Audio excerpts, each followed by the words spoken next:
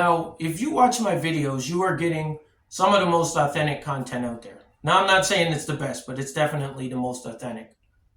There is no one behind the camera. There is no lighting setup. There is no script to go off. There is no production crew. I am the production. It doesn't get any realer than that. After you watch one of my videos, you have dirt under your fingernails. You got to go and wash your hands. It's that real. Unlike the fight you're not going to watch in a week or two. I'm not even exactly sure when it is because they do such a horrible job of promoting. Now, the fight I'm talking about, of course, is Anthony Joshua versus Francis Ngannou. Now, if you believe Francis Ngannou's backstory, it's pretty wild. He grew up in Cameroon, Africa, essentially a slave in a sand mine. They made him move 1 million pounds of sand with a shovel 6 inches wide by 8 inches long. And while he's moving these millions of pounds of sand, right, he had these wild dreams of becoming the boxing heavyweight champion of the world. So he set sail on a door across the Atlantic and drifted into Buffalo, New York, where they pushed him back, where they denied him entry into the country and sent him and his door on their merry way. Right, essentially telling him we don't need any more black athletes here. He went drifting down the coastline, ended up somewhere in the southern United States, stumbled into a boxing gym. They found out he couldn't box very well because he can't throw straight punches, so they shipped him off to the UFC. Now in the UFC, his chimpanzee gorilla style fighting ended up winning him the UFC heavyweight championship. Now I know that story sounds very fantastical, but the truth is in there somewhere. And he doesn't speak English very well.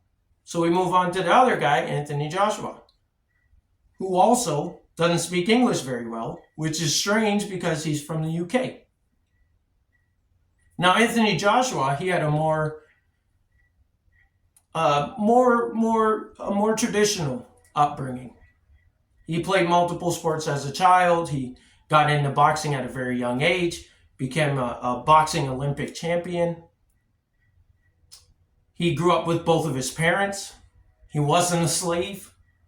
So on paper, just based on boxing experience alone, you may pick Anthony Joshua to win this fight. But Anthony Joshua has a problem. You could blow on his chin and he might fall over. He's the type of guy to get knocked out by the closet door.